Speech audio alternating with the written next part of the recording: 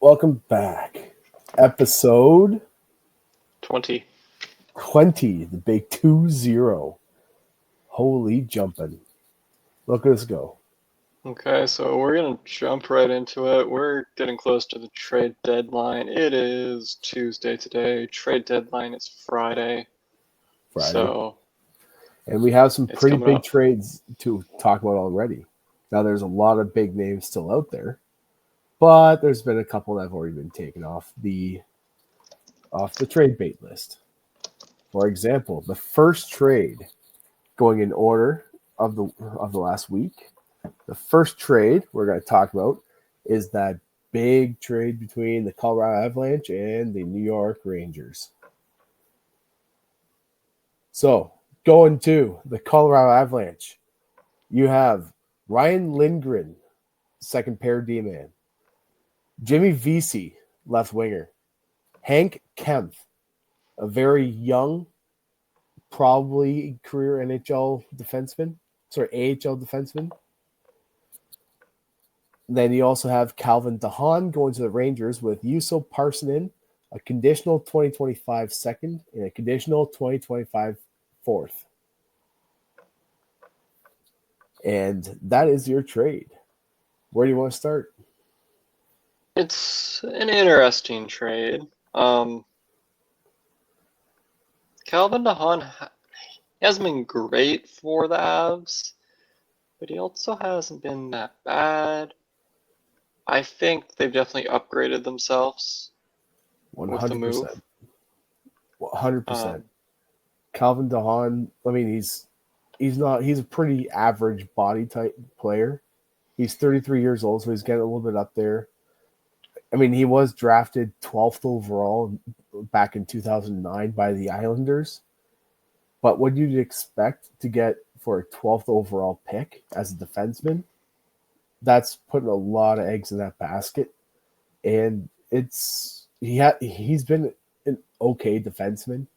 Maybe his best years would put him at a second pairing, but right now he's a third pairing, maybe on a good team, a seventh defenseman. Calvin DeHaan's fine. There's been nothing bad with his game. And as far as his actual play throughout his career, he's been a solid, defensive-minded, top four guy. Yes. Simple as that. He provides PK. He's a PK specialist, shutdown defenseman, but his offense... He's the number 4 in your top 4, to be clear. He's not lights-out sort of guy, but he's just simple. And sometimes you need that. But coming back with Ryan Lindgren, Jimmy Vesey. So I think Jimmy Vesey is an upgrade over Juuso Parssinen. That's fair. A little bit more depth, or an upgrade on depth, better way to put it. And Ryan Lindgren, if he can bounce back to the form he was in last year, he'll be very good. He's a very solid defensive player. Usually he's just had a bit of an off year this year, but what Rangers isn't. Yeah, exactly. So he won't have as much pressure either, because he's probably going to be playing on pair behind Devin Taves and Samuel Girard. For a while in his career, I mean, he's still fairly young for a defenseman at 26, and he's a little bit bigger than Calvin DeHaan, but with the weight, he's listed at 194. He was a 19th pick in the second round by the Boston Bruins, but he played his entire career with the Rangers. And for some of that career, he was playing with Adam Fox. So that's a pretty tough customer to play with, and like a high level of expectation coming out of him. So maybe the pressure playing in, New York, one of the biggest markets out there, with their top defenseman or offensive defenseman, they expect to be that shutdown guy to cover for him. It's a pretty big role to play, and especially for a young defenseman. He's only 26, and he's already played, 6 or 7 seasons with the Rangers? Yeah, he's been around long enough. He'll probably bounce back. As far as overall value goes, it really depends what the Avalanche do with Lindgren, because he is a free agent at the end of this year. Mm-hmm. They, of course, have his rights. Um, Now we saw the Avalanche trade away Rantanen because they were not confident that they were able to get him signed at the end of the season. Do you think that they'd be making this trade knowing that he is a free agent at the end of the season, that they do have that confidence with him? this is, if I want to be logical as the Avalanche GM, this is how I justify it. So Lindgren has been good in previous years, very good defensively and can contribute offensively a little bit. You take a gamble and hope that he bounces back.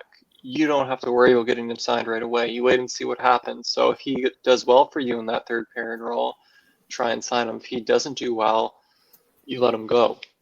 And you do get younger with this guy too. So it's a gamble, but if it pays off and it goes the way they want it, it could be a really good trade. Yeah. On the flip side, they could have just paid a second and a fourth, and have it not work out. Yeah, I mean they've emptied the cupboards with regards to the draft picks because they want to win this year. I think Ryan Lindgren as a third pairing defenseman really does help them a lot this year. But one underrated stat for Ryan Lindgren, and I know a lot of people don't like the stat, but I use it with a grain of salt. He's got 387 games played. He's a plus 100 as a defenseman. That's, as a young defenseman, that's a pretty impressive stat on its own.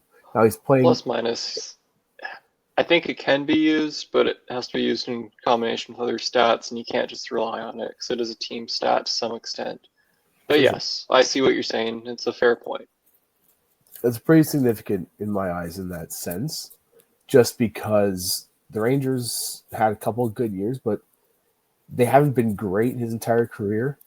And, I mean, how are they hanging on to contention for that third or to that second pick or that second wild card spot right now? I don't know, because they have been dreadful this year. Yeah, the East is wide open. That's the only reason why. I will add in, if anyone doesn't know, Lindgren is retained 50% to help save a little bit of cap space there. 2.25 for his cap hit for the Colorado Avalanche on that one for the rest of the season? I'd have to get up on Puckpedia, but yes, that'd be right because his contract was 4.5 before. 4.5, so yeah. So it's for Ryan Lindgren on your third pairing for $2.5 million for the year. It has potential to be a great value. Now, obviously, the fourth round pick probably covers that retention on that one. So the Rangers, the Rangers definitely admitting that you know what, maybe we can't salvage this season. Well, they get an okay replacement in Calvin DeHaan, just older. Not necessarily the way I'd want to go if I was the Rangers, but is what it is. Overall, though, as far as value, the second and the fourth, they did good for a guy that they potentially weren't going to sign. I'm fine with that. Yeah, I don't hate it for the Rangers. You got like you said, they have no confidence that they're going to sign this guy at the end of the season. So get something for him, and they did. And honestly, I don't think it's a terrible trade for either team. I think it really does help with the Colorado Avalanche because you get some depth scoring with Jimmy Vesey. He's maybe not scoring, but shut down. He's a strong defensively minded forward, and so you get that with Vesey. A little bit of a journeyman. He was that highly touted player coming out of the NCAA that every team wanted to sign. Well, he And didn't go to the team that drafted him. the Predators. Yeah, he pulled an Adam Fox. He pulled who was the other one recently? There's one other player, Rutger McGroarty. Rutger McGroarty. Yeah, because same sort of deal, you know. Where Trade me, I is don't want to play. Rutger?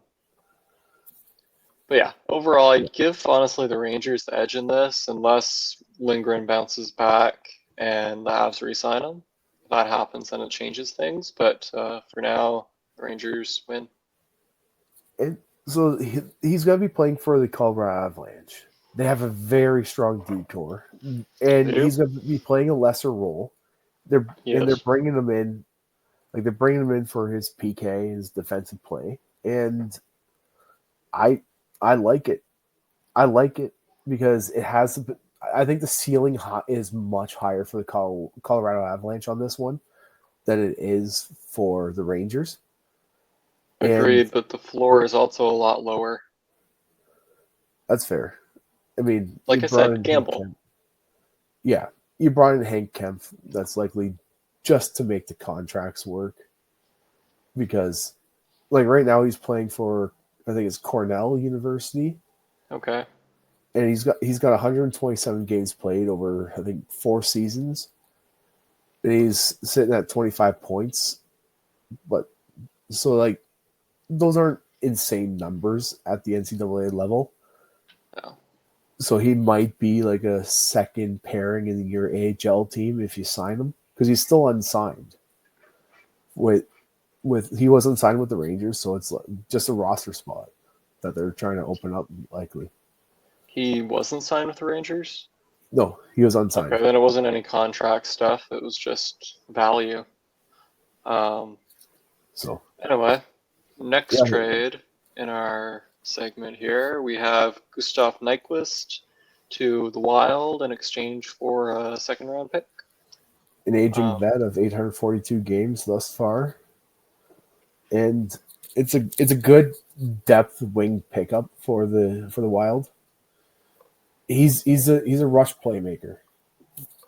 He's small. He's got decent speed, but he likes to generate offense on the rush. That's his specialty. If you look at a lot of plays, he's been bad this year.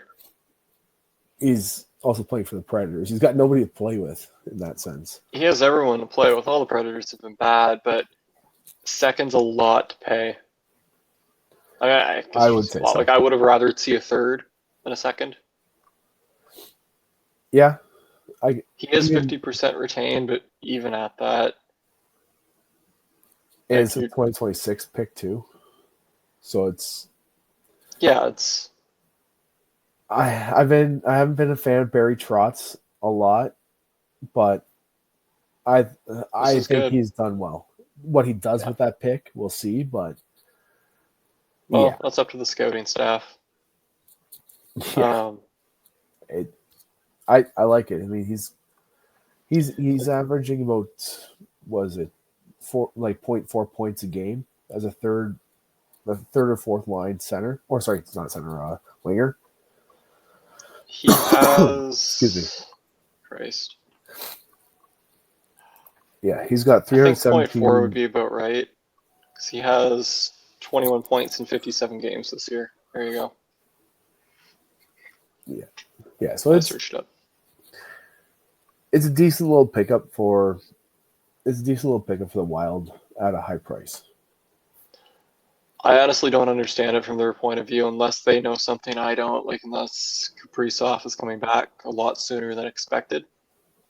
You know? Because without him, they have struggled majorly, so... I think it just makes a stronger case for him to be that the MVP, the most valuable player of the regular season. I think it's just building a case because of how much of an impact he had for them. And part of the Hart Trophy, you can't miss that much time. Fair, but Anyway, maybe he's gonna be a Mark. Maybe the Wild are like, you know what? We could pull a Mark Stone too. Keep him to the playoffs, and bingo. Yeah, if they make the playoffs, I think they'll be fine. But simple trade there. Slight edge to the Wild Predators. Okay pickup for the Wild. Maybe he'll bounce back there, maybe not. But we have the next trade, which is the big one that kind of came out of nowhere. So we have Seth Jones to the Florida Panthers in exchange for their future goalie, Spencer Knight, their former future goalie, and a 2027 first round pick. The pick has a clause, so it can be the 26 or the 27. Whatever one's not spent, but it has to be one of those. That trade. Seth Jones is retained $2.5 million, bringing his salary down to $7 million. $7 million for Seth Jones in today's cap. That's still pretty high. That's still pretty high in my opinion for what he brings to the table. He's not. I mean, his contract's for what, 9? So he's not a 9 million, 9.5. His contract was 9.5. That's insanity for what he brings to the table. He'll be on that contract until he's 35 or 36. He's 30 right now. Yeah. Yeah. So do you want to start or you want me to start here? Honestly, this trade, it has me wondering, how does that GM have a job for Florida? Because Bill Zito has been amazing outside of this. You look at the Matthew Tkachuk trade, you look at the Sam Reinhart trade, you look at the Sam Bennett trade. All these other trades have paid off dividends. You look at the Bobrovsky signing, initially a bit criticized, but Bob bounced back.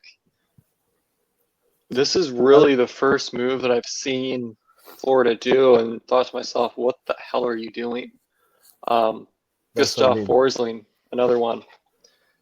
So that was a waiver pickup and probably the greatest waiver pickup of all time. It was, but exactly. So in the NHL, it's not so much of what you've done for me; it's what have you done for me lately. And Bobrovsky's getting up there in age. He's 36.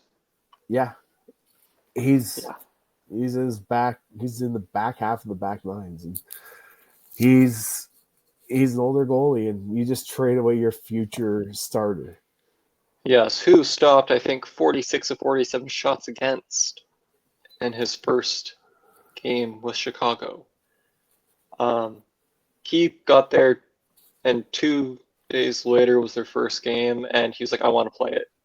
And they basically said, okay. And, well, since the Hawks have traded Jones, they're 2-0. But that's just... Yeah, I think that's just... You know what? We don't have much left anymore outside Jones. He's a forward playing defense, realistically, like I like to say. His defense is... atrocious. His bad.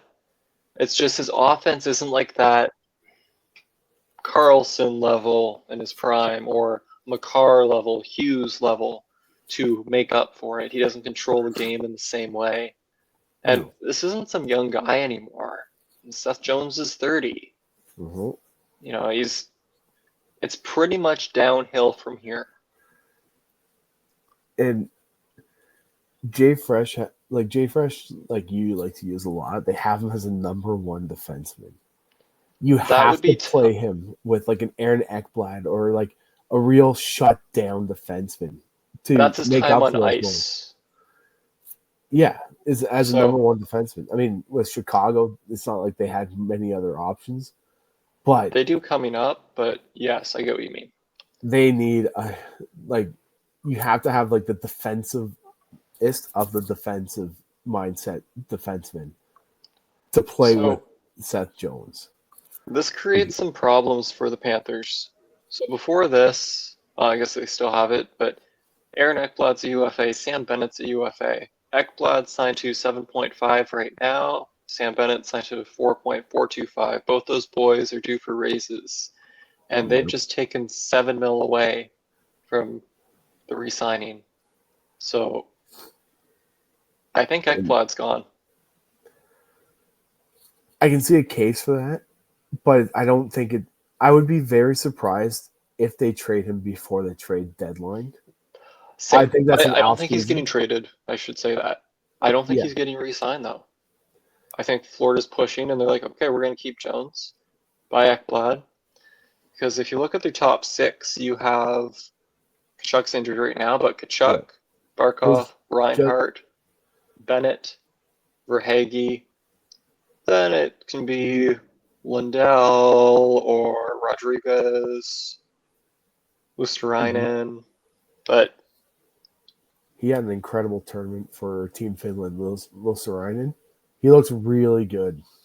I like him. I like this play a lot. He did. Considering, I noticed him. Yes, not just because of his fun name, saying Luosterainen. But yeah, it. I mean, he's a guy that's going to get the puck up to those forwards on the break. It helps in that sense, but that's about it, really. I don't see in what world you keep Seth Jones over Aaron Ekblad. I've had a few glasses of whiskey, and Ekblad's a year younger. 3:00 in the morning, and you know what? Let's see what happens, kind of deal. And Ekblad might not have the offensive ability at times, but he's a hell of a lot more rounded. He's a nightmare to play against. He's huge. He's physical. He's going to make, if you want to create any offense against him, he's going to make your life a living nightmare. That's what he's done his entire career. That's what he did in the OHL, as he was granted exceptional status as an underager. One of, 4 players that have had that. And those players are the likes of John Tavares and Connor McDavid. Like those type of players, he was granted exceptional status, and he's a big guy. He's been like 6'4" since he was like 12 years old or something like that. Yeah, he's mean. He's a playoff type shutdown defenseman that fits right into the Panthers' mantra of unalive your opponents and then score. They can't defend if they're laying on their backs. This is true. And they also have, sorry, go for it. They also have to re-sign Samoskevich, 22-year-old right winger. He's done okay for them. He'll be due for a little bit of a pay raise. A little bit. That's probably a bridge deal they're looking at. I don't think that's as big of a deal. But I mean, bringing in Seth Jones,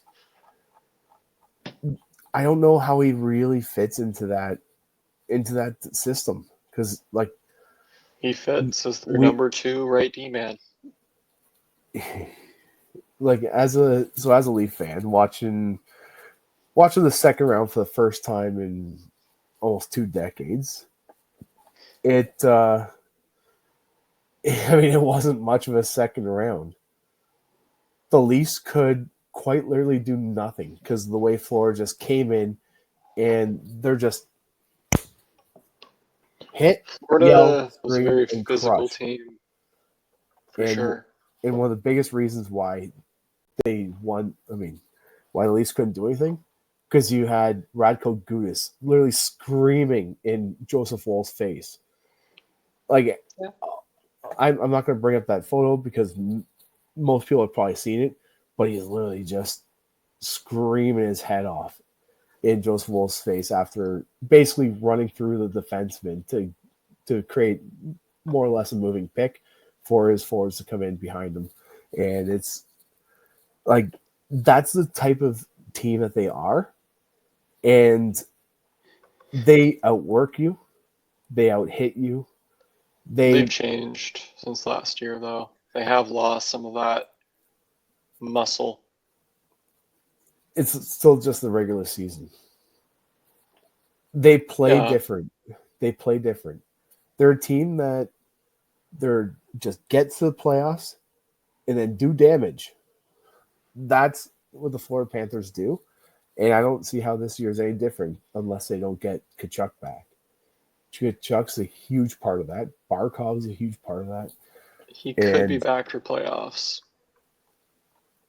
Could be. Yeah, so that's how they work Seth Jones into the salary cap in there. But yeah, Seth Jones, I think I'm left with a lot more question marks on this one of kind of what was going through your head with trading away. It's not so much bringing Seth Jones that I'm mind boggled about. It's the price in that you got $2 million or whatever retained, but you're paying a second round pick plus your future in goaltending. A first round pick, not a second. Sorry, first round pick. So I was thinking about the Colorado trade. Your first round pick and your future. I mean, you better be trading for almost Bobby Orr. Well, Knight could be a franchise level goalie. Sergei Bobrovsky's 36, sign this year, sign next year, then he's a UFA. So I don't know. They have no one in the pipelines, to be clear. There's no other goalie prospect that's beat out Knight or, made them think we can go with this guy, we'll be okay. So I don't know what their plan is. But well, you know who's a UFA? Anthony Stolarz in 2 years. Maybe they make a push to get him back. He'll be in his mid-30s, though. Right? Hey, Stolarz, as a back, I mean, he's had a career and a half as a backup. So I'm just kind of stalling while I bring that up. But he's been, as a Leaf fan, he's been incredible. He's 31, so 31? He'll be 33. As, again, Tim Thomas really didn't hit his stride till he was mid-30s. We'll see. Overall, I kind of agree. Great trade for Chicago. Even with a retention, great trade. They won't have to worry about $2.5 million with a cap going up and everything. Questionable trade for Florida. I think they could have done better. I know Jones is a right shot and all that, and they're hard to come by, but I think there could have been just a better option out there that wouldn't have cost them Spencer Knight, or maybe even make this trade anyway and just don't trade Spencer Knight. Yeah. In this world, you need two goalies. You need two goalies, a backup that can possibly steal a few games, but there's no longer times where you can rely on a Marty Brodeur that's gonna play 75 games a season. You're not. No. That's gone. It's out the window. And you need a strong backup goalie, like the Leafs have, like Colorado has. A lot of those teams that have those big 1-2 punches, and a lot of teams don't even have a starting goalie as good as some other teams' backups. So you need a 1A, 1B goalie to have a chance in this league. Again, only one goalie can play in any given game unless you pull them. But they have Chris Dredger now. Dredger. He had a 917 last year in 2 games with Seattle and an 899 in 27 games with them before. So hasn't been too great. The year before that, he did have a 927 with Florida in 23 games, so that was pretty good as the backup. But still, downgrade overnight.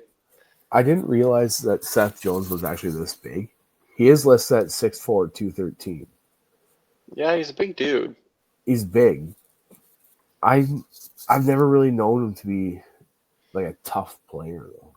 Like in the sense that he likes to make he's not like an Ekblad or like a player that's gonna make your night a not fun game to play. Like you want to go home and lay in bed. He's never been that type. So, like, yeah, he can skate. He's a big boy, but you know what? I just realized we haven't given our normal trade grades. We just kind of given a winner or something. we can do So, that. what do you give? We can do that at the end. We'll cover the trades, and then we'll go back. Okay, fair enough. Yeah, at this point, you gotta go with that one. But yeah, so that's pretty much all I have to say about. So I think one of Chicago's things, one of their strengths. I mean, obviously they just got Spencer Knight, so that's a pretty big upgrade for the future. That was their missing piece. They have everything else. Maybe another forward for Bedard, but they already do have goaltending. Like, their goaltending is not atrocious. Their team in front of them is Bedard in the third liners, but like, their goaltending isn't terrible. Maybe they just perform against the Leafs, but to do a couple things.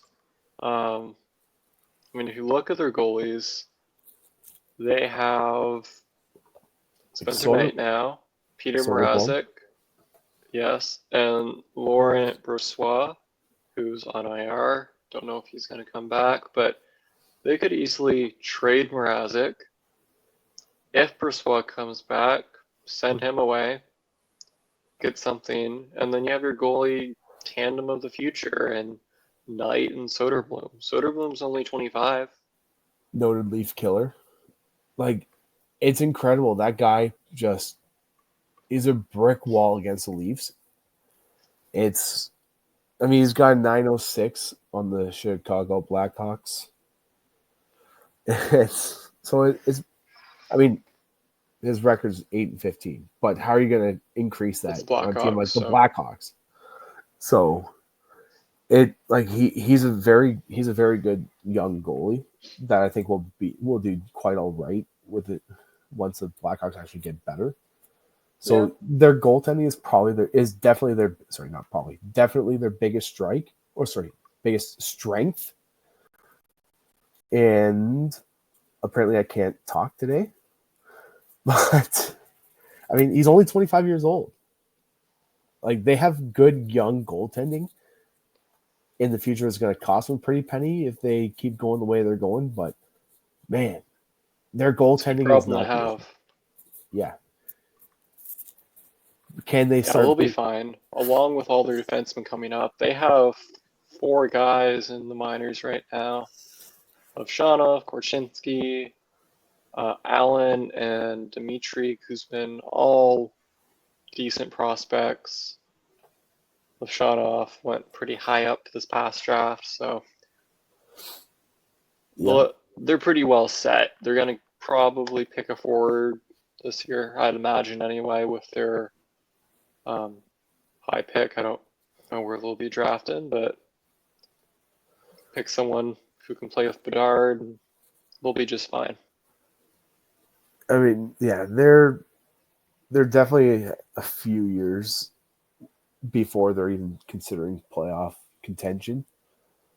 But I mean, I really like that. I really like that Frank Nazar guy. Watching him play the other night against Toronto, he's gonna be a dangerous piece to that puzzle. They have lots of good young guys like Lucas Reichel, Frank Nazar, obviously Bedard, Landon Slagert, Colton Dock even has potential. So they're pretty well set for the future. And they have their vet guys that have been overpaid, but that shouldn't be a problem for now. Yeah, I mean, how much longer do you really see Nick Foligno playing? Well, it doesn't matter. Nick Foligno's off the books by the time they have to pay anything. Same with Jason Dickinson. Same with Ilya Mikheyev. Teravainen is on for 1 year after most of those guys become RFAs, but they could easily trade them if they don't have the room. But with the cap going up, they should. Bertuzzi's the only one that's on a little bit longer. He's on a year longer than Teravainen. And with 5.5 mil. As a Leafs fan, I'm sitting here wondering, why is he scoring this year in Bertuzzi? It took him almost 40 games to score. Maybe I think it was like his second or third goal this season. They went on a tear after that, but I'm not complaining because he was putting up assists and like he was just putting up assist goal or almost a point a game. But it was like, could you put a puck in the net? He was snake bitten last year, and this year he's quite the opposite. He is putting pucks in the net as much as you can on a team like this. So he's putting pucks in the net. It's hard to be a 30 goal scorer when you're playing second line minutes as with a bunch of third and fourth liners. But anyways, we've gotten way off track of the original trade there. So Spencer Knight on in a first round for Seth Jones. Yes. We have the trade that just happened today. So we got a 3-way trade. That's always fun. This one I haven't read about. Just busy at work. Fair enough. It'll be not busy at work. It'll be a genuine reaction to this. So the Oilers acquire, the main piece here is Trent Frederick. Then Max Jones and Peter Hauser. In return, Boston gets Max Wayner, a second round, and a fourth round pick. New Jersey retains some of his contract there. They get Shane LaChance. Prospect of some sort. So the main thing here is Edmonton gets Frederick for the low salary cost of $575,000 with a retention that's been done. 75% retained. Wow. I think Boston does quite well here. They get a second, a fourth prospect. New Jersey gets paid prospect for helping out. I'm honestly surprised at New Jersey's retention on this because I thought they would be trying to make a splash for a forward to help their. Well, think of how little they're retaining because Boston already retained 50%, so they retained an additional 25 or so, and they get an okay guy in return. He's almost a point per game with Boston University this year. Okay. He's 25 and 32. He's the captain. So, decent prospect. Where was he drafted? Because I've never heard his name before this. He was drafted in the 6th round by Edmonton. 6th by Edmonton. In 2021. Okay, so he's likely, based on his draft status, he's likely in that couple of years on the fourth line. Yes, he's no player. He's not going to be a star or anything most likely, but to retain 25%, not a terrible way to get paid. No, I can get around that. Gives them some assurance. They kind of know who they have. That's all. That's fair. Now, Trent and that's Frederick. Just for this year, by the way. Yeah. Trent Frederick, in my opinion, is a good third-line center or a winger. He's 27. He's a big body that will hit and have some grit, but he can also score. He has a little bit more offensive prowess. I strongly disliked him when he'd be playing against the Leafs. And because he was the definition of a Boston Bruin. Mean, physical, and doesn't like the other team by any means. Somewhat under the radar, but you still notice him. And strong depth center who's going to eat up some minutes, get your starters some rest, probably put the puck in your net once or maybe even twice in a series.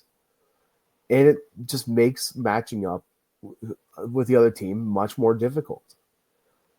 because he's gonna tire your other team out. His work ethic is crazy, and it's like watching him on the ice. I hate watching him play against the Leafs. So in that sense, I'm kind of glad that he's in the Western Conference. That part's kind of nice. Yeah, I guess that's a bonus. But then again, if the Leafs make the finals, they're likely playing Colorado or Edmonton. And I don't like that part. But I'd be surprised if the Leafs even made it out of the first round again. Their goaltending won't be the issue. I have hope this year a little bit more, but yeah, I like that pickup for Edmonton because it gives them sandpaper. It gives them depth scoring, which it takes a little bit of pressure off of Connor McDavid. Not that he needs that, but you can rest him a little bit and he can play more effective minutes. So I like for him, I like that pickup for Edmonton a lot. Especially at $500,000. Get out of here. Yeah, that leaves Edmonton with a little bit of wiggle room too. So they have Kane on IR. He could come back, but most likely not. And they have $4.5 million in cap space right now. So you know who's signed to $4.5 million? Ryan O'Reilly. Ryan O'Reilly. That would leave them with 88,000 if they went for him. 88,000. Hey, they could be left with $1 and it'd still be okay. That's fair. They could also go for a Scott Lawton. They could also go for a defenseman, you know? Yep.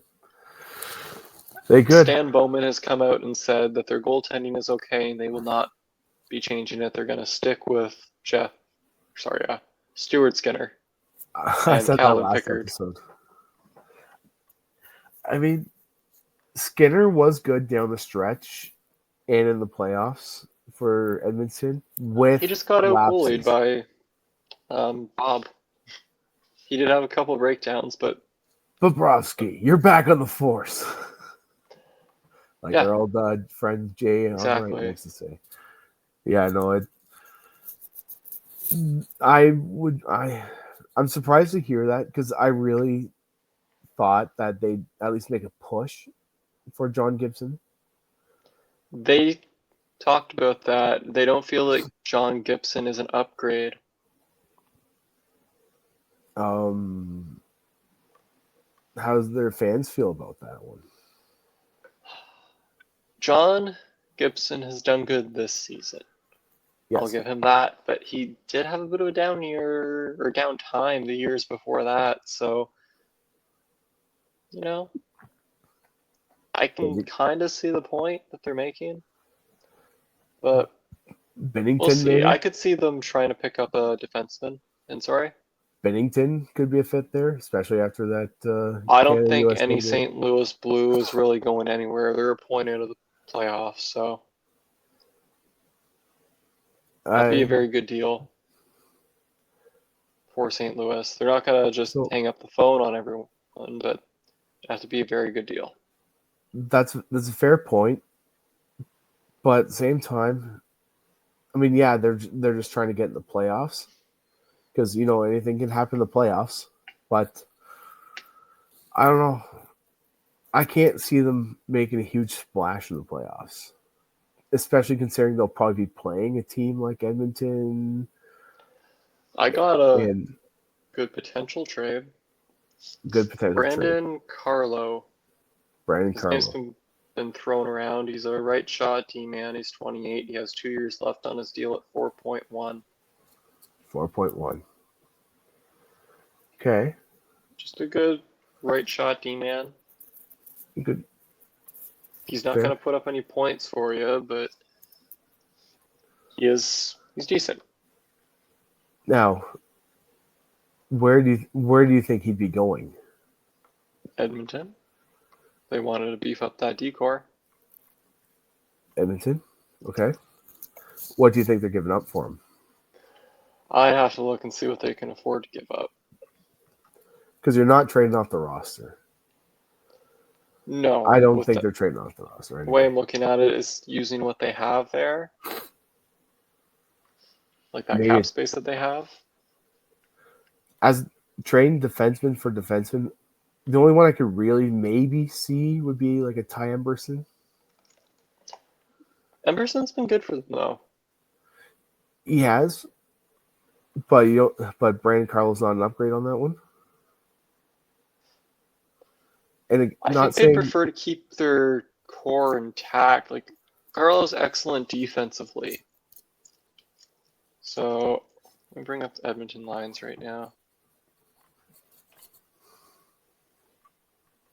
I know they have Bouchard, Ekholm as the top pairing, and then Nurse and Emberson. So Klingberg has not played well since he got there. I mean, he signed just to this year, so it's fine. So you kick Klingberg out and put Carlo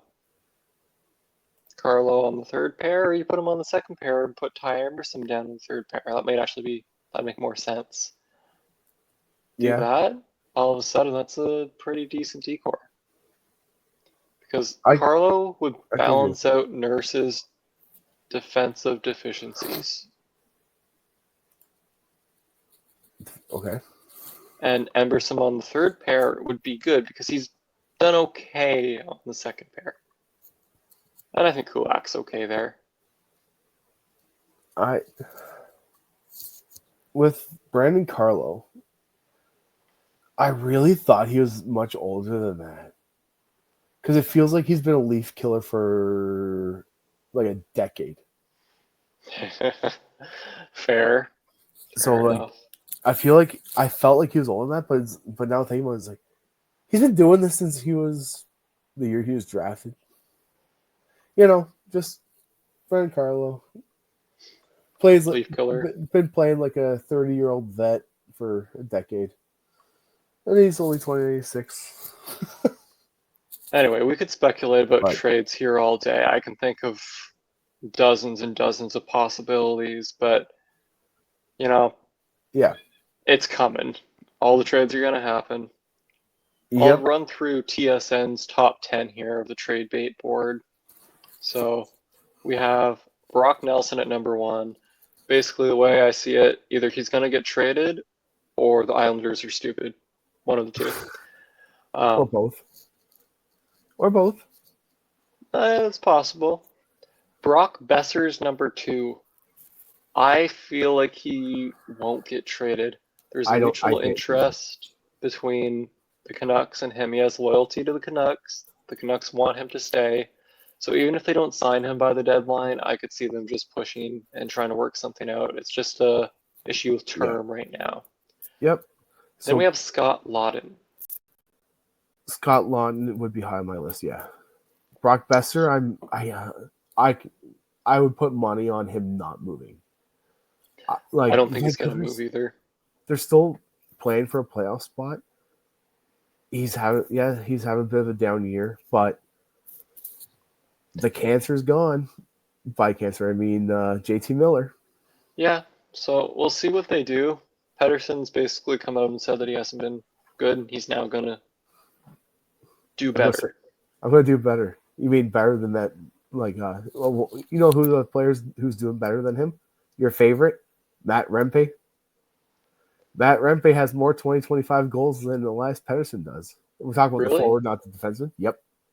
As of yesterday, he had more 2025 goals than I think it's like 2. Well, let's go Pettersson. I feel bad for him, but Scott Lawton is going to get traded most likely. There's multiple teams, as many as 8 interested, calling, and there's multiple first-round picks involved and offers, so Philly's going to get paid. I would like to see him as a Leaf, but I would like to see Scott Lawton as a Leaf, but there's other players I want them to go in on first. And as a Leaf fan, my true heart is with the player who does not want to come to Toronto. Yes, Ryan O'Reilly. Ryan O'Reilly. He's Have on I this said that list, two just times? not in the top 10. Remember, he's being traded like he has no trade clause. So Lawton is 30, and he has this year next left at $3 million, which is a pretty good number. Even better next year. He'd be good. A good pickup for any team. Yeah. But next on the list, we have Rickard Rakell.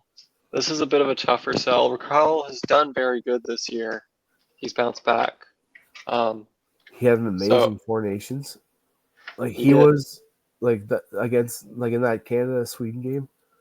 Holy jumping. He like it was the one goal, can't remember who scored, but he was the biggest reason for that goal taking place because he won a board battle, a hard-fought board battle against Drew Doughty, and then made another play around. I can't remember who it was. Made another play to get around another Canadian defenseman back to the line, and then just flowed through to the point where they scored after that. Rickard Rakell is he's a board play winner. That's a type of player that's a Berube type player, and I think he would fit really well with the Leafs bottom six. That's a guy I would love to see. 52 points in 62 games, $5 million for the next 2 years after this one. I'd take him. We have Rasmus Ristolainen up next, and his game has been better as of late. 30-year-old right shot D. Big defenseman. Signed to $5.1 million. And this year plus 2 more. Now, wherever Ristolainen goes to, if he gets traded, I would put money on that team winning the cup, and here's why. I'm listening. Ex-Buffalo Sabres players have a tendency to leave and win the cup elsewhere. True. Ristolainen was a Buffalo Sabre. So if he goes to a team with other Buffalo Sabres, I'd put money on that team winning the cup. Fair enough. Sabres effect. Other teams, farm team. Up next, we have Brandon Tanev, Seattle. 33, vet, depth, like third line player. $3.5 million this year. Then he's a UFA. Be a good rental. Good rental. Probably fetch a third, maybe a couple thirds. Yeah, if Nyquist can fetch a second, a third would be about right for him. Yeah, maybe a third no retention. Fourth. No retention, yeah. And at number 7, this is one of my favorite players on this list. I wouldn't mind Ottawa taking a swing. Ryan Donato, he's 28. He has 44 points in 59 games on Chicago, and he's on a very friendly $2 million cap hit. I would not mind the Leafs taking a swing at that. He would be good for a third line role for you guys if you guys could afford to get him. Yeah. Now, when you say afford to get him, we could make it like Treliving could make a deal. My big issue is what he said. Like this is one thing I want to cap or emphasize in this episode a little bit as a Leaf fan. He basically said he's not going out to make a big splash. He's looking to tinkle around the edges. Tinker around the edges. Like in my opinion, third pairing or fourth line. That means no Brock Nelson, no Brock Besser, no Rickard Rakell, no of these guys that are big scorers. Maybe no Ryan Donato, considering. What the Leafs need is that third line center. Yes. That's what they need. Now, Yarncroc coming back, that's a huge boost. He's a 20-goal depth scorer. I like him a lot. But, yeah, they need third line center. Scott Laughton would work. Yeah. But, again, that's going to be a pretty penny. It is, especially with first-round picks involved. 8th on the TSN trade bait board, we have Riley Smith. New York Rangers, Sorry? No, it's just repeating. Riley Smith. Um, Riley Smith. 29 points in 58 games, 3.75 mil, UFA at the end of the year. Good depth pickup. 4th rounder. Something like that, yeah. 4th rounder, maybe a 3rd with retention. Or sorry, a 5th with retention. 4th with no retention. You're on mute. So, yeah, Riley Smith is a player that's gonna be not the terrible pickup if somebody picks him up, but he's not gonna be that big splash center or depth forward. I am struggling tonight. Sorry for everybody who is struggling to keep track of what I'm trying to say because it's coming out in bits and pieces. I'm not feeling the greatest today. Daughter brought home a cold from daycare, and yeah, it's never fun. No, this has been a bad winter for me in that sense. This one's an interesting one. Sorry, going back to Riley Smith. I was just saying, I think it's not a bad depth forward to pick up. 3rd, 4th liner, depth scoring, veteran, cup winning experience. Simple as that. Yep. We have one guy that would be probably one that you'd like in Toronto, Carson Soucy of Vancouver. He's a 6'5", 208, 210-pound guy, something like that. Signed this year plus next year at 3.3 mil. 3.3 mil for a big body defenseman that I really like. I could see him fetching a 2nd rounder with retention. Potentially, yeah. Again, I can't, in that sense, I can't see him being traded by Vancouver because they're still pushing for a playoff spot. I think that would have to be a pretty sweet deal to get him to budge. So in that sense, I would love to see Carson Soucy as a Toronto Maple Leaf. Don't see it happening. For me, I think the best defenseman that they could pick up right now would be out of St. Louis, out of Seattle. Jamie Alexiak. That is who I think is a reasonable person to pick up, make the cap hit work. He's a huge defenseman. He is. He's big boy. He can be mean. And like we talked about this offline earlier today, you're the Leafs. Tanev, shut down, mean defenseman.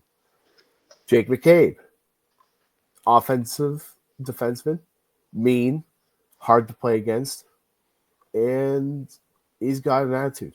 Simone Benoit is just basically like a Tasmanian devil. And then you add Jamie Alexiak at 6'7", 230 pounds, who can also still move the puck around. That's pretty good. The Leafs' problems are not going to be their physicality if that's the case.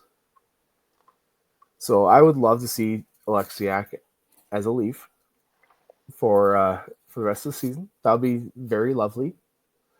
But I think Seattle, again, it had to be a sweet deal because Seattle's lesser than Vancouver, but they're still pushing. Seattle's mediocre. They need to tear down that team outside of a few people and bring in new guys. They got the goaltending. They have the goaltending in Joey Daccord. They do. They can thank Ottawa for that. Mm-hmm. But they're probably the most likely sellers between them and Vancouver. Vancouver's right there. They're an Elias Pettersson hot week from passing the Flames. Anyway, staying on track to round out that top 10, Braden Shen, St. Louis Blues. He's 33 and signed for this year and 3 more years after that. And So he signed like 36. Yeah, 6.5 mil. It's eatable in the next couple of years with the cap going up. It is. He's produced But just above 0.5 points per game. So he's not a bad pickup, but the he's asking not price is high. And he has a clause too, so if he doesn't want to go. like a 10 team no trade or something like that. Let me double check. I believe it might be a full no movement. He's not a bad pickup, but that term is going to hurt the value there. Well, teams have called. There's been talk about reuniting the Shen brothers, and he has... The Shen brothers have never played with each other in the NHL. He has a no trade clause this year, so... No trade. They could pressure him, though, because it's a 15-team no trade list next year, so they could say, well, if you don't do it now, we're just going to trade you in the summer. Fair. But wait and see. I don't think he's going anywhere, though, considering how close the Blues are. So I don't know when this trade list was put out, but there was a quote that I saw just before we jumped on the podcast. Luke Shen called out the entire Predators team. It's a few days old, but yes. Okay, I've never been on a team where that can't score. Yes, yeah, they literally not score. That puts him up. Like if I'm Barry Trotz, that's okay. You know what? We like what you bring to the table, but if you're saying that in the media, what are you saying in the locker room? Yeah, we're not happy. Let's make a deal here. Well, Trotz said anyone that wanted to move can move, but that rounds up all our trades for now, unless there's been one in the last hour as we've recorded. 1 hour, 2 minutes, and 8 seconds currently. I'm assuming there has not been, except for keeping an eye. But yeah, we got nothing. So nothing yet. We'll rank all these trades, give everyone a little grade here. Alrighty, where do you want to start? So Colorado and the Rangers. What do you give Colorado? Notoriously, I have been given in the past few episodes that we've done this. I've been around that B plus, like saying they're fair trades. They're not like mind-boggling trades. They're not anything amazing, like no steals. Okay. So for Colorado, I will give this one a B with the potential to be an A minus if Ryan Lindgren finds his form. Okay. I can side with that a little bit. I'm going to do a B minus with the potential to be a A minus if Lindgren is re-signed and finds his form. Fair. And from the Rangers, I give it like a B plus. It's not an absolute overpay or steal, but they got paid well, and they replaced Lindgren, who were they going to lose, with Calvin DeHaan, who's older, but it works. I'll give it a B because of the age discrepancies that they've traded away versus for. But I would have given it lower, but I do like the draft, like bringing in draft capital as well. Keep in mind, Parsonen is 24. Yeah, but you've also brought in Calvin DeHaan, who's in his last years. Not that he's ineffective, but he how much longer does he really have as a viable everyday night guy or every night guy?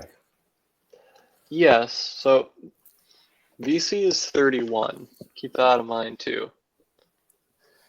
He's still like he's been the same DeHaan player is 33. his entire career. Yeah. And VC's been the same player he has been his entire career. Nothing crazy, no crazy highs, no crazy lows. Just a straight defensively minded forward who has spurts of scoring. Okay. So overall, you give him a B? I give him a B. Okay. Fair.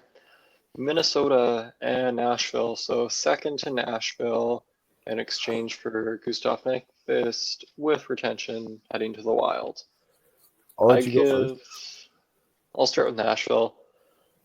Honestly, that's pretty good value for him. I'm gonna say A minus. I'm gonna go even higher than that and give him an A. Okay, fair. And part of that is because of some of the question marks that Barry Trotz has traded in the past. So far this season. This is, in my opinion, the best trade that he's made. And I think that this kind of resets the trade market a little bit in the value that you can get for your players. Yes, I'd say so. That's why I'm going to give it an A. Okay, from the Wild's point of view, I'm going to say, honestly, I don't like it. Like a C plus. It hasn't been that good. Maybe a B minus at best. So Nyquist doesn't give a lot of defense and a lot of like puck cycling offense, but he can be a quick spark on the rush. There's not a lot. Well, there's players that can and players that can't, and sometimes a quick little rush coming out, breaking out of your zone as a third liner, if you can produce a goal or two in the playoffs, you might steal a game here or there, or like a quick overtime rush, like a quick overtime rush play that you can turn nothing into something. That being said, I'm going to still give it a B minus because you just acquired a third/fourth line winger for a second round pick. Yeah, exactly. So I'll give them a B minus. So a little bit higher than you said as C plus, but Barry Trotz, attaboy. Yeah, good to him. Attaboy. Yeah, on to the big ones. So Florida getting Seth Jones and a fourth, by the way. I forgot to say that. So they got Jones and a fourth. Jones retained down to $7 million in exchange for a first-round pick and Spencer Knight. So what do you give Florida? If Seth Jones can find his physicality, I don't believe, like off the top of my head, that he's been a physical player, but he's certainly got the size for it. I'll give, so because of that, I'll give them a B minus with the potential to be a B plus if he can really fit into that system and find his way with like an Ekblad or something. So it has the potential to be a B plus, but shipping out your future in goaltending, like I get that they're in win now. Future trading off your future in goaltending is I'm tempted to put that at a C plus, but that's why I'm gonna like the potential for what they can have in defensemen, given that they still have Bobrovsky, who's Bobrovsky. Yes. That's why I'll put it at a B minus. Well, I'm not going to be as nice as you. I'm doing C plus because you just traded away your future goaltender with no one in the pipeline and a first-round pick on top of that for inconsistent defenseman who can be good, but defensively has been bad, and his offense is good but not great. A big-bodied Erik Karlsson is what you've kind of traded for. Yeah, not near as fast. Not near as fast, and if they can force him to being a physical, like using his size, it's not bad, not terrible. But yeah, goaltending. From a Chicago Blackhawks point of view, I'd say A plus. I'm not gonna be as nice as you. So you're rebuilding. You already have a good young goalie. You've just added to it. You have your future tandem, so I'll give it an A. an A because you've also picked up a draft pick with that. First rounder at that. Yeah, so I'll give them an A. Okay, fair. And now our three-team trade here. I definitely like that trade for Chicago. Yeah, big time. But so, what do you give Edmonton? We'll start with them. Dude, they picked up Trent Frederick. They get some grit on that. You traded away a prospect who's probably not going to do much. Maybe a year in the NHL as a fourth liner, if anything. A couple of draft picks. I'll give them B plus. B like a high B, low B plus.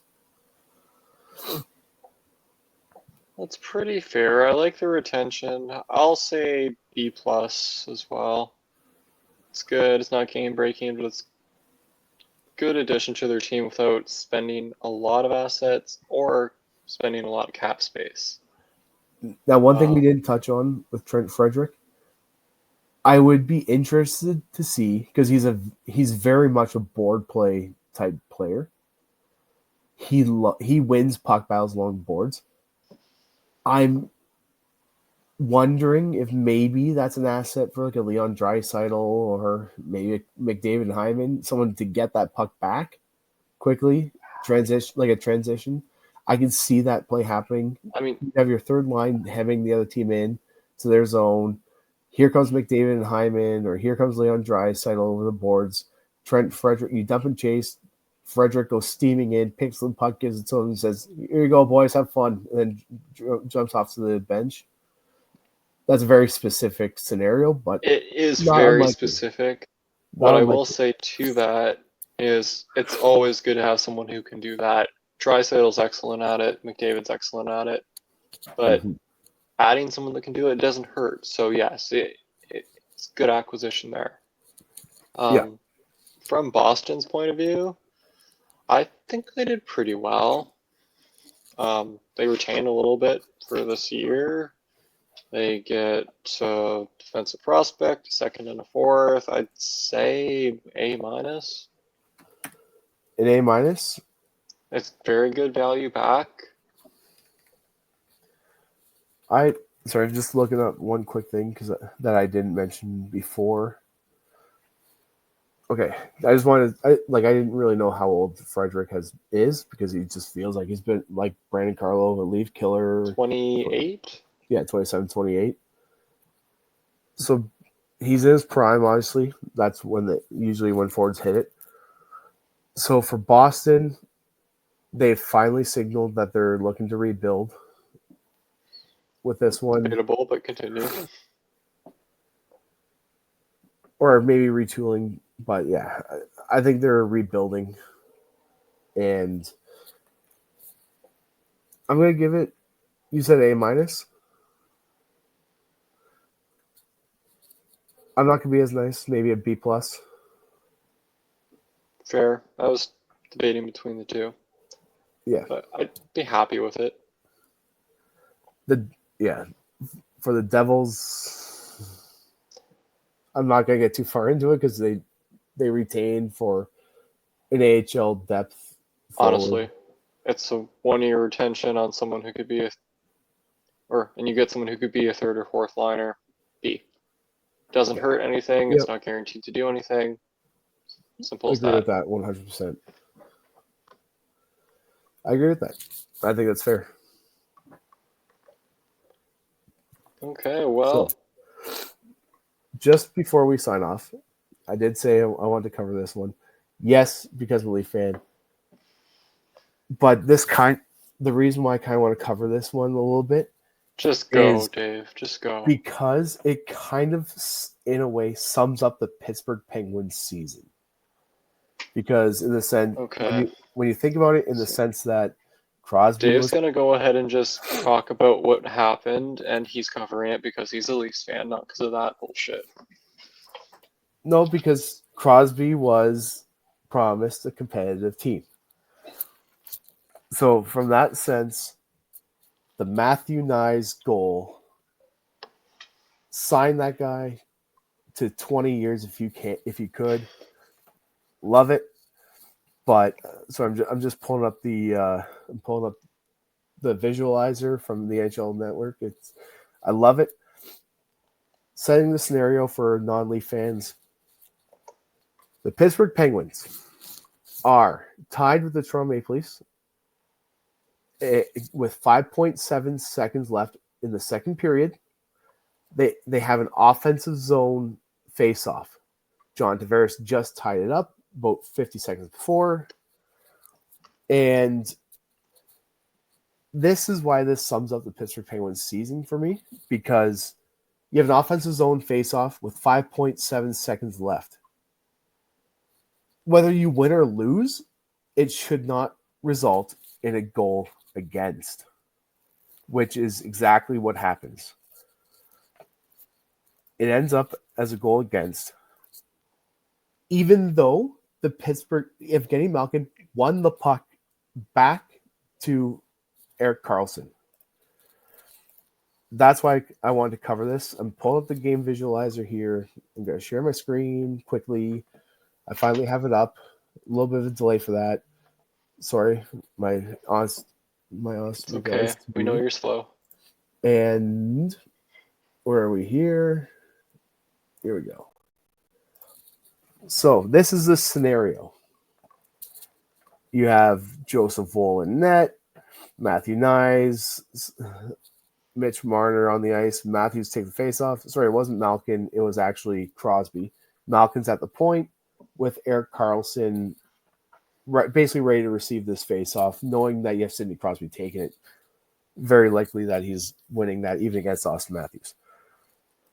So Crosby comes in, wins the face-off, straight back to Erik Karlsson, does a little bit of a spinorama, blind, like he basically passes it behind his back, knowing where Malkin's going to be. Matthew Nyes picks it up, flies down the ice, untouched, fires an outside shot, and just cleanly beats Soderblom. It is a terrible goal, and that's why it sums up the Pittsburgh Penguins, because for Nyes to score this, two key things have to go wrong. Erik Karlsson fluffing a pass, and your goalie's giving up a weak goal. That's why, in my opinion, this sums up the entirety of the Pittsburgh Penguins season so far. Fair. Okay, fair enough. I at the start of the season, I would not have said the Pittsburgh Penguins were going to be this bad. Yeah. And so, yeah, a lot of things have gone wrong for them. Their goaltending has been atrocious this season, with a couple highlights here and there. But there was a stat at one point. I mean, this is before Tristan Jarry broke through waivers. I think he had like 24 or 25 starts at this point, and he had let in a goal in the first 6 shots of the game. Yeah. Almost every single game he started. It's absolutely terrible. So, yeah. Anyway. As a Leaf fan, I absolutely love this goal because it shows you the type of work ethic Matthew Nyes has to intercept the pass of the point, fly down the ice, and score with 0.09 seconds left. That's why I love it. I wanted to highlight this a little bit as a Leaf fan, but also wanted to highlight it as this is why the Penguins suck. With the star talent that they have, this is why they suck. Yeah, their goaltending sucks. It's one of the reasons. Anyway, yes, we'll be keeping you guys updated as we count down to the trade deadline. We're just a mere few days away now, so we'll be excited to see what happens. The countdown is on. And we'll most likely be doing an episode Thursday, and there should be some more trades by then. I'd be surprised if there's not. So have a good night, everyone, and we'll see you later this week. I'm excited for this trade deadline more than the previous years because it has far more potential because the last couple of years the trades have already happened before the final week. There are still some trades, but nothing crazy, earth-shattering. This has the potential to have some earth-shattering. Rantanen. Yes, Rantanen is still in the trade block, even though Carolina traded for him.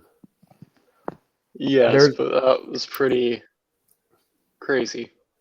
Yeah, I mean, we've gone over the TSN top pickups or top trade baits.